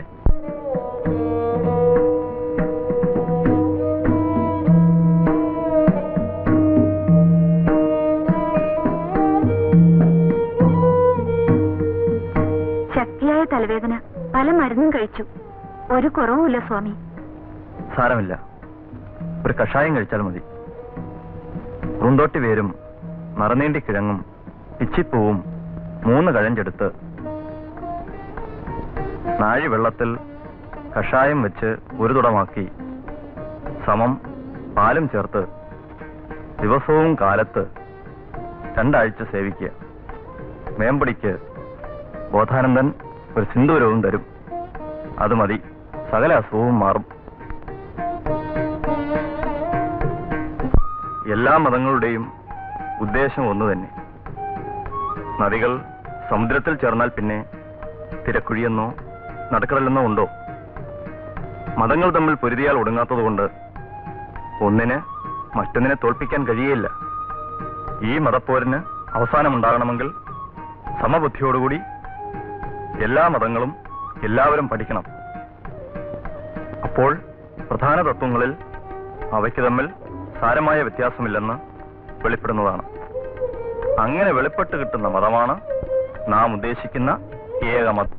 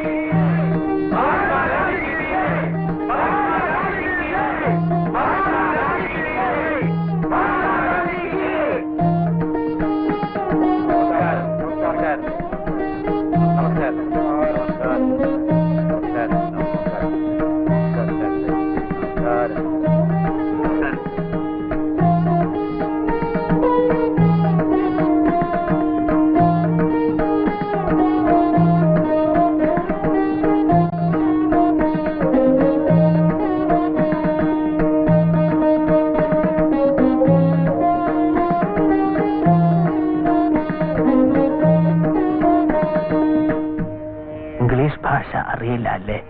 ഇല്ല. മഹാത്മജിക്ക് സംസ്കൃതം അറിയൂ? ഇല്ല. അയിത്തം ഇല്ലാതാക്കാൻ വൈക്കത്ത് നടക്കുന്ന സത്യാഗ്രഹ പ്രസ്ഥാനത്തിൽ സ്വാമിജിക്ക് അഭിപ്രായ വ്യത്യാസമുണ്ടോ? ഇല്ല. അത് ഭംഗിയായി നടക്കുമെന്നാണ് നമ്മുടെ അറിവ്. അക്രമരഹിതമായ സത്യാഗ്രഹമല്ല, മറിച്ച് ബലപ്രയോഗമാണ് അവകാശ സ്ഥാപനത്തിന് വേണ്ടതെന്ന വാദത്തോട് സ്വാമിജി യോജിക്കുന്നുണ്ടോ? ബലപ്രയോഗം നല്ലതല്ലെന്ന് തന്നെയാണ് നമ്മുടെ അഭിപ്രായം. അധകൃതരുടെ സ്വാതന്ത്ര്യലബ്ധിക്ക് മതപരിവർത്തനമാണ് വഴിയെന്ന് ചിലർ വിശ്വസിക്കുന്നു. സ്വാമിജിയുടെ അഭിപ്രായം? മതപരിവർത്തനത്തിലൂടെ അവർ സ്വതന്ത്രരാകുന്നുണ്ട്. ഇത് കാണുമ്പോൾ ജനങ്ങൾ അങ്ങനെ ചിന്തിക്കുന്നതിൽ അവരെ കുറ്റപ്പെടുത്താനാവില്ല. ആധ്യാത്മികമായ മോക്ഷലാഭത്തിന് ഹിന്ദുമതം മതിയാകുമെന്ന് സ്വാമിജി വിചാരിക്കുന്നുണ്ടോ? ധാരാളം പര്യാപ്തം തന്നെ. അന്യമതങ്ങളിലും മോശമാർഗമുണ്ടല്ലോ. ലൗകിക സ്വാതന്ത്ര്യത്തിനാണല്ലോ നാം ഇപ്പോൾ ശ്രമിക്കുന്നത്. അത് സഫലമാകാതെ വരുമോ? അതിന്റെ രൂഢമൂലതയോർത്താൽ പൂർണ്ണ ഫലപ്രാപ്തിക്ക് മഹാത്മജി വീണ്ടും ജനിക്കേണ്ടി വരുമെന്നാണ് തോന്നുന്നത്. സ്വാമിജിയുടെ ക്ഷേത്രങ്ങളിൽ എല്ലാവർക്കും പ്രവേശനമുണ്ടോ? എല്ലാവർക്കും. പുലയ സമുദായത്തിലെയും പറയ സമുദായത്തിലെയും കുട്ടികൾ മറ്റുള്ളവരോടൊപ്പം ശിവഗിരിയിൽ താമസിച്ച് പഠിച്ചു വരുന്നു. ആരാധനകളിലും സംബന്ധിക്കുന്നു. ഭാരത സമൂഹത്തിന്റെ നിലനിൽപ്പിനും വളർച്ചയ്ക്കും ജാതി വ്യവസ്ഥ ഒട്ടൊക്കെ അനിവാര്യമല്ലേ? അല്ലെന്ന് തന്നെയാണ് നമ്മുടെ ദൃഢമായ വിശ്വാസം. ജാതി വ്യവസ്ഥ മനുഷ്യവർഗത്തിന്റെ തന്നെ പുരോഗതിക്ക് തടസ്സമാണ്. എല്ലാ മനുഷ്യരും ഒന്നുപോലെയാണെന്നല്ലേ സ്വാമിജി പറഞ്ഞത്? ആ മാവിൽ നോക്കൂ, എല്ലാ ഇലകളും ഒരുപോലെ അല്ലല്ലോ. എല്ലാ ഇലകൾക്കും ഒന്നുപോലെ കാറ്റും വെളിച്ചവും ലഭിക്കാനിടയായാൽ കേടുകൾ മാറിക്കിട്ടും. പക്ഷെ ഒന്നുണ്ട്, ആ ഇലകളുടെ ചാറ് പിഴിഞ്ഞെടുത്താൽ എല്ലാറ്റിനും ഒരേ രസമായിരിക്കും. അത് കൂട്ടിച്ചേർത്താൽ വേർതിരിക്കാനും സാധ്യമല്ല. മുരടിച്ചിരുന്നാലും ജീവിതധർമ്മത്തിൽ ഇലകൾ തമ്മിൽ വ്യത്യാസമില്ലല്ലോ. അത് ശരിയാണ്. ആ തത്വത്തോട് ഞാൻ യോജിക്കുന്നു. അങ്ങേ കണ്ട ഈ നിമിഷം മുതൽ ഞാനൊരു പുതിയ വ്രതമെടുക്കുന്നു. ഹരിജനങ്ങളെ ഉദ്ധരിക്കുക. ഈ വൃക്ഷത്തിന്റെ ഇലകൾക്കും ഞരമ്പുകൾക്കും അതിന്റെ ചാറിനും വ്യത്യാസമില്ലാത്തതുപോലെ മനുഷ്യരക്തത്തിനും വ്യത്യാസമില്ല. എല്ലാ മനുഷ്യരിലെയും രക്തത്തിന് ഒരേ നിറമാണ്. ഇന്ത്യയുടെ തെക്കേ അറ്റത്തു നിന്നും വീശിത്തുടങ്ങി ഈ കൊടുങ്കാറ്റ് ഇന്ത്യയുടെ മറ്റു ഭാഗങ്ങളിലേക്കും വ്യാപിക്കട്ടെ.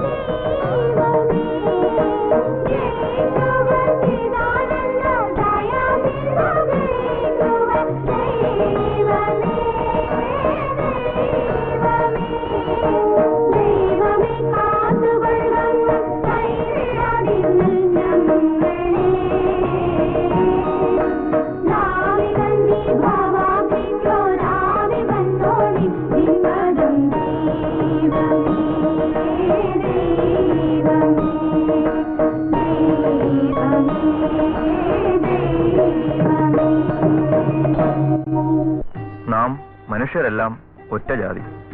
ബ്രാഹ്മണൻ, പുലയൻ, ഹിന്ദു, മുസ്ലിം, ക്രിസ്ത്യാനി എന്നിങ്ങനെ മതഭേദവും ജാതിഭേദവും മനുഷ്യൻ തന്നെ ഉണ്ടാക്കിയതാണ്.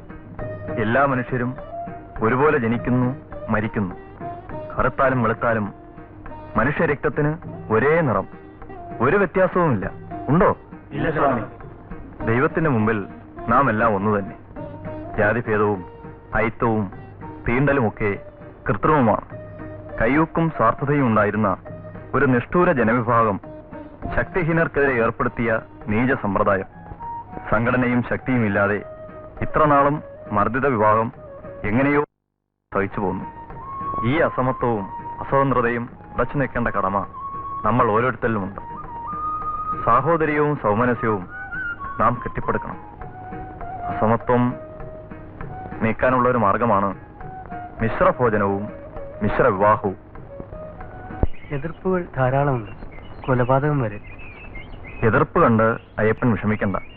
ഇത് ഒരു വലിയ പ്രസ്ഥാനമായി വളരും. ഒരു കാര്യം മാത്രം ഓർമ്മിച്ചാൽ മതി, ക്രിസ്തുവിനെ പോലെ ക്ഷമിക്കുക. ശരി സ്വാമി. പിന്നെ എന്താണ്? പറയൂ. എതിരാളികൾ പറഞ്ഞു പരത്തുന്നു സ്വാമികൾ ഈ പ്രസ്ഥാനത്തിന് എതിരാണെന്ന്. അങ്ങനെയോ? നമ്മുടെ അഭിപ്രായം രേഖാമൂലം തന്നെ തരാം. എങ്കിൽ തെറ്റിദ്ധാരണകൾക്ക് അവകാശം ഉണ്ടാകില്ലല്ലോ. എല്ലാം ഭംഗിയാവും. മനുഷ്യരുടെ മതം, വേഷം, ഭാഷ മുതലായവ എങ്ങനെയായിരുന്നാലും അവരുടെ ജാതി ഒന്നായതുകൊണ്ട് അന്യോന്യം വിവാഹവും പന്തിഭോജനവും ചെയ്യുന്നതുകൊണ്ട് യാതൊരു ദോഷവുമില്ല. അടിയനെ മനസ്സിലായോ ആവോ? തൃപ്പാദങ്ങളുടെ ഉപദേശമനുസരിച്ച് ഞാൻ മദ്യപാനത്തിൽ നിന്നും രക്ഷപ്പെട്ടു. ഇപ്പോൾ ശരീരത്തിനും മനസ്സിനും നല്ല സുഖമുണ്ട്. മദ്യം വിഷമാണ്. അതുണ്ടാക്കരുത്, കൊടുക്കരുത്, കുടിക്കരുത്.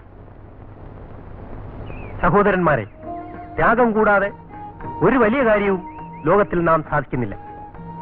നിങ്ങൾ എല്ലാവരെയും സ്നേഹിക്കണം, നിങ്ങളുടെ ശത്രുക്കളെയും സ്നേഹിക്കണം. നമ്മുടെ സ്വാതന്ത്ര്യത്തിനുള്ള സകല ശ്രമങ്ങളും അന്യരെ കൂടി ഉയർത്തുന്നതായിരിക്കണം. നമ്മുടെ സകലവിധമായ ഐശ്വര്യങ്ങൾക്കും കാരണഭൂതനായ ശ്രീനാരായണ പരമഹംസൻ നമ്മോട് ഉപദേശിക്കുന്നത് അയലുതഴപ്പതിനായ അതിപ്രയത്നം നയമറിയും നരൻ ആചരിച്ചിടണം, അവനവൻ ആത്മസുഖത്തിനാചരിക്കുന്നവ അവരെന്നു സുഖത്തിനായി വരേണം എന്നാകുന്നു. ഇതിനേക്കാൾ ഉത്കൃഷ്ടമായൊരു ഉപദേശം ഒരാചാര്യനും ഇതുവരെ മനുഷ്യ സമുദായത്തിന് ദാനം ചെയ്തിട്ടില്ല. ആ ദിവ്യപാതരുടെ ഉപദേശമനുസരിച്ച് നമ്മുടെ ആധ്യാത്മിക ആചാരങ്ങളെ ക്രമപ്പെടുത്തി ജീവിക്കുന്ന ഋഷീശ്വര സന്താനങ്ങളായ നമുക്ക് നമ്മുടെയും ലോകത്തിന്റെയും സ്വാതന്ത്ര്യ സമ്പാദനത്തിനുള്ള ഏറ്റവും സ്വീകാര്യമായ നയം സത്യാഗ്രഹമാകുന്നു.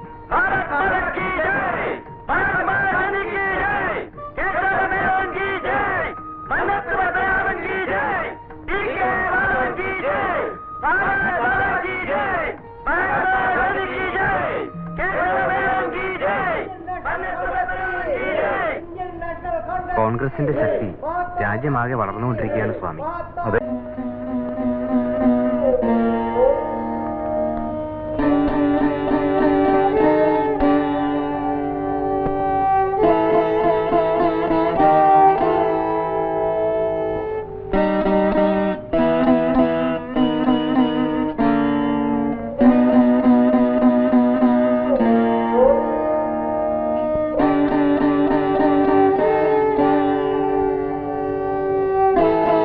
മൂർക്കോത്തുകുമാരന്റെ അഭിപ്രായത്തോട് നാം യോജിക്കുന്നു. പുലയരെയും താണജാതിക്കാരെയും ക്ഷേത്രത്തിൽ പ്രവേശിപ്പിക്കാം.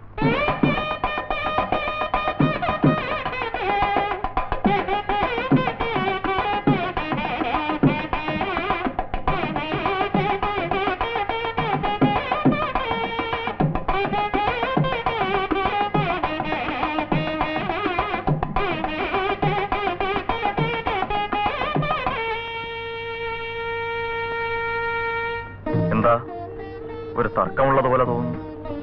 പ്രതിഷ്ഠയെ സംബന്ധിച്ച് ചിലർക്ക് അഭിപ്രായ വ്യത്യാസമുണ്ട്. ചിലരുടെ അഭിപ്രായം അന്ധവിശ്വാസത്തിലേക്ക് മടക്കി കൊണ്ടുപോകുന്നതാണ് വിഗ്രഹപ്രതിഷ്ഠ എന്നാണ്. വഴക്ക് വേണ്ട, പരിഹാരമുണ്ടാക്കാം. എല്ലാവർക്കും സമ്മതമാണോ? സമ്മതമാണ്. എന്നാൽ നമുക്ക് ഈ കളവങ്കോടം ക്ഷേത്രത്തിൽ ഒരു കണ്ണാടി പ്രതിഷ്ഠയാവട്ടെ. കണ്ണാടി പ്രതിഷ്ഠയോ സ്വാമി? അതെ, കണ്ണാടി കൊണ്ടുവന്ന് ഓം എന്ന് അതിന്റെ പുറകിൽ ചുരണ്ടി എഴുതണം. കണ്ണാടിയുടെ മുമ്പിൽ നിൽക്കുമ്പോൾ ഓരോ ഭക്തനും താൻ ദൈവത്തിന്റെ ഒരു അംശമാണെന്ന ബോധം വരും. ഭേദബുദ്ധി ഇല്ലാതാകും. രണ്ടില്ല ഒന്നേ ഉള്ളൂ എന്നറിയും. കാലം വൈകിപ്പോയി, കേവലം ആചാര നൂലുകളെല്ലാം പഴകിപ്പോയി, കെട്ടി നിർത്താൻ കഴിയാതെ ദുർബലപ്പെട്ട ചരടിൽ ജനത നിൽക്ക. മാറ്റുവിൻ ചട്ടങ്ങളെ സ്വയം, അല്ലെങ്കിൽ മാറ്റുമതുകളീ നിങ്ങളെത്താൻ. സ്വാമി അഴിച്ചുവിട്ട കൊടുങ്കാറ്റാണ്. വായിക്കൂ. മാറ്റൊലി കൊണ്ടീ മൊഴി തന്നെ സർവദാ കാറ്റിരമ്പും നിന്നു കേരളത്തിൽ.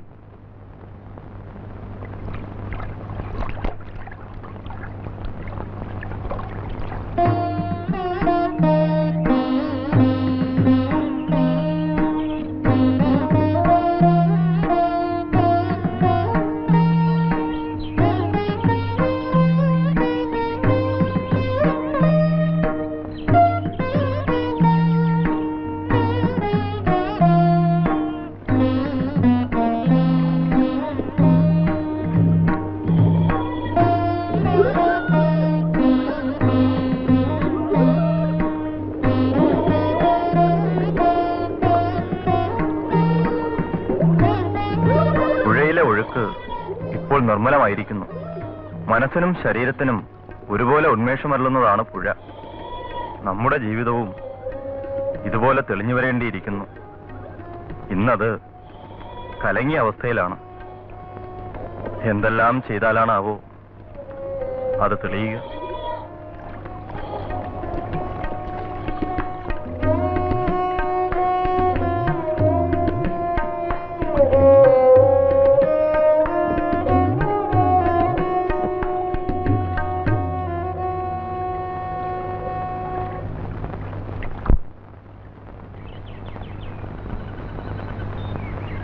എന്താ ഗോവിന്ദ, മിശ്രഭാവത്തെക്കുറിച്ചുള്ള തെറ്റിദ്ധാരണകൾ മാറിയോ? മാറി. എന്റെ വിവരക്കേട് കൊണ്ട് തെറ്റിദ്ധരിച്ചതാണ്. തിരുവുള്ളം കൊണ്ട് ക്ഷമിക്കണം. ഗോവിന്ദന് ബോധമുണ്ടായല്ലോ, അത് മതി. ആശാൻ പറഞ്ഞപ്പോൾ തന്നെ എനിക്ക് ബോധ്യമായി. സത്യവ്രത സ്വാമികളുടെ ഉപദേശം കൂടി കേട്ടപ്പോൾ വ്യക്തമായി. മറ്റുള്ളവർ പറഞ്ഞതുകൊണ്ട് മാത്രമല്ലല്ലോ, ഗോവിന്ദന് പരിപൂർണ വിശ്വാസം വന്നുകൊണ്ട് തന്നെയല്ലേ?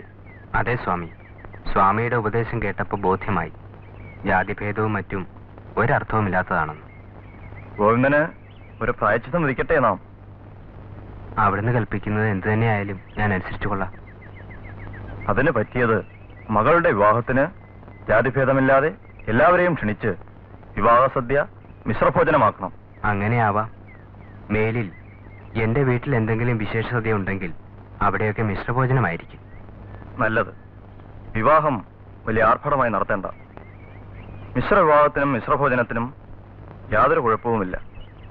നാം അതൊന്നും കൂടി ഉറപ്പായി പറയുന്നു. മതം ഏതായാലും മനുഷ്യൻ നന്നായാൽ മതി. സ്വാമി, ഞാൻ നാളെ പോകുന്നു.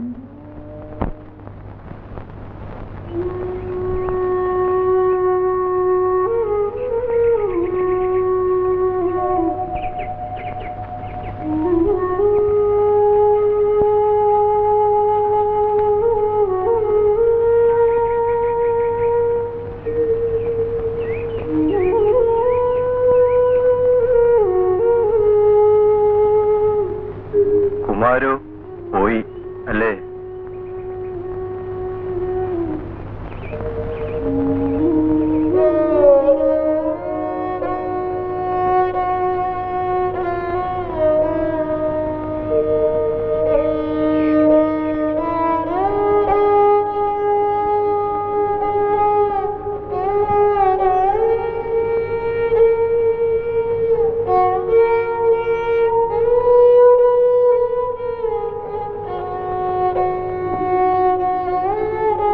നമുക്കല്പം ഏകാന്തത വേണം.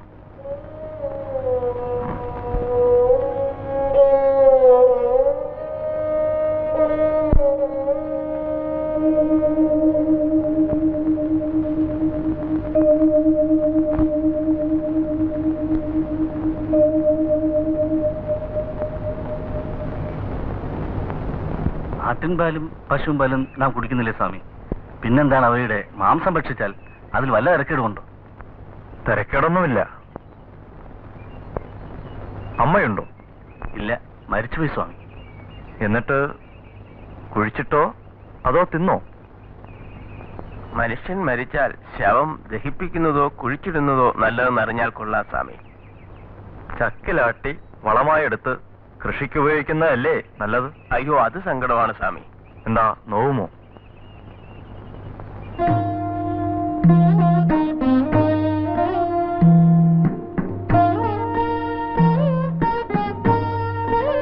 എന്താ, സഞ്ചാരം സുഖമായിരുന്നോ? അതെ സ്വാമി. ബർമയിൽ ക്ഷേത്രങ്ങളിൽ വിഗ്രഹങ്ങളുണ്ടോ? ഹിന്ദു ക്ഷേത്രങ്ങളിൽ ഉള്ളതിലധികം വിഗ്രഹങ്ങളുണ്ട്. അത് മുടി വെട്ടുന്നത് പോലെയാണ്. വെട്ടും തോറും വേഗവും അധികവും വളരാൻ തുടങ്ങും. വിഗ്രഹം പാടില്ലെന്ന് നിർബന്ധിച്ചതുകൊണ്ടായിരിക്കാം ഇത്ര വർദ്ധിച്ചത്.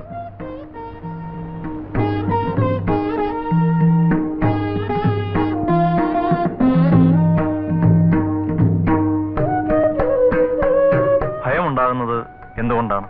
അറിഞ്ഞുകൂടെ സ്വാമി? അറിഞ്ഞുകൂടെ? ആലോചിക്കാഞ്ഞിട്ടാണ്. രണ്ടുള്ളത് മൂലമാണ് ഭയമുണ്ടാകുന്നത്. മനസ്സിലായില്ല സ്വാമി. മറ്റൊരാളിൽ നിന്ന് അല്ലെങ്കിൽ മറ്റൊരു വസ്തുവിൽ നിന്ന് അല്ലേ ഭയമുണ്ടാകുന്നു? അതെ സ്വാമി. തന്നെത്താൻ ഭയപ്പെടുകയില്ലല്ലോ. ഇല്ല. അപ്പോൾ ഭയമുണ്ടാകണമെങ്കിൽ തന്നിൽ നിന്നും അന്യമായിട്ടൊന്ന് വേണം. ആ അന്യമാണ് രണ്ട്. അതിനാൽ രണ്ടാണ് ഭയത്തിന്റെ കാരണം. താൻ മാത്രമേ ഉള്ളുവെങ്കിൽ പിന്നെ ആരെ ഭയപ്പെടണം? മനസ്സിലാകുന്നുണ്ടോ?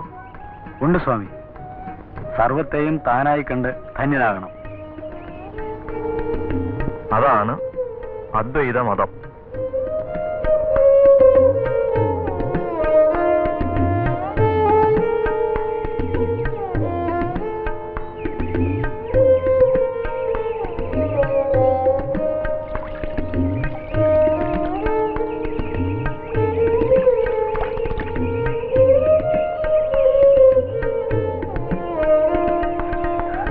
സ്വാമി, കാണിക്കപ്പെട്ടി ആരോ കട്ടോണ്ടുപോയി. അതിലെ പണമെല്ലാം കാണിക്കേട്ടവരുടെ പക്കൽ കുറേശ്ശെയായി കിടന്നിരുന്നെങ്കിൽ കള്ളൻ വളരെ ബുദ്ധിമുട്ടിപ്പോകുമായിരുന്നു അല്ലേ?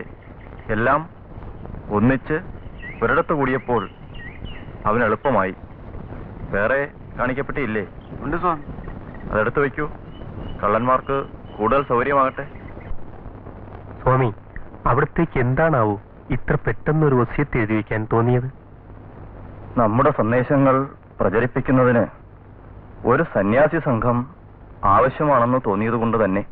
അതിന് നമുക്കൊരു സംഘടനയുണ്ടല്ലോ, ശ്രീനാരായണ ധർമ്മ പരിപാലന യോഗം. അതിന് പല പരിമിതികളുമുണ്ടെന്ന് നാം മനസ്സിലാക്കുന്നു. ബ്രഹ്മചാരികളാകാൻ മനസ്സുള്ള യുവാക്കളെ തിരഞ്ഞെടുത്ത് പഠിപ്പിച്ച് അവരിൽ മനസ്സും യോഗ്യതയുമുള്ളവർക്ക് സന്യാസം നൽകി പരോപകാരാർത്ഥം പ്രവർത്തിപ്പിക്കണം. നമ്മുടെ കാലശേഷം ബോധാനന്ദൻ അനന്തരഗാമിയായി കാര്യങ്ങളൊക്കെ കൊണ്ടു നടക്കട്ടെ.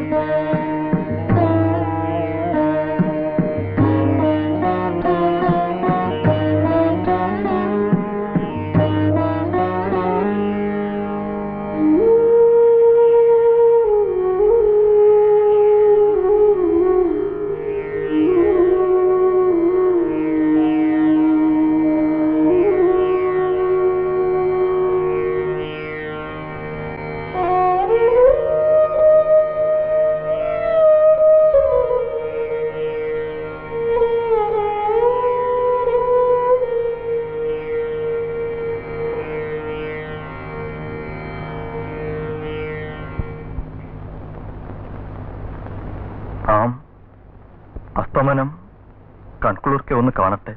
അവിടെ നിന്ന് എഴുന്നേൽക്കണ്ട, ഞങ്ങൾ എടുത്ത് നടന്നുകൊള്ളാം. നമുക്ക് നടക്കാൻ കഴിയുമല്ലോ. ഞങ്ങളുടെ ഒരു ആഗ്രഹമാണ്. ആയിക്കൊള്ളട്ടെ.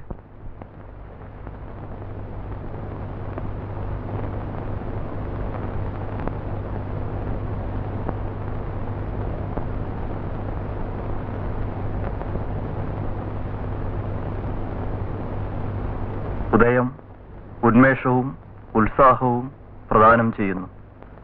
അസ്തമനം ശാന്തതയും, നിതാന്ത ശാന്തത.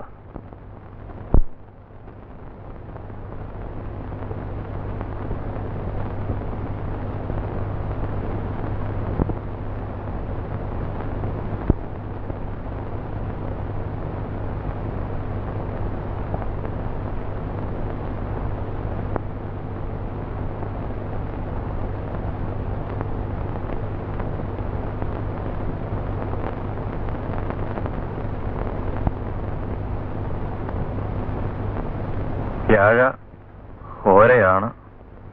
ഗുരുവിന് പോകാൻ കൊള്ളാം. സ്വാമി, ഇനി നമുക്ക് വ്യവഹരിക്കുന്നതിന് പാടില്ല. സ്വാമി, ആശ്രമത്തിലെ എല്ലാ അന്തേവാസികൾക്കും ആശ്രമത്തിൽ വന്നവർക്കും ഇന്ന് സദ്യ ഒരുക്കണം. അതിനു വേണ്ട ഏർപ്പാടുകൾ ചെയ്യൂ. സമാധിക്കുള്ള ഒരുക്കങ്ങളും ചെയ്തോളൂ.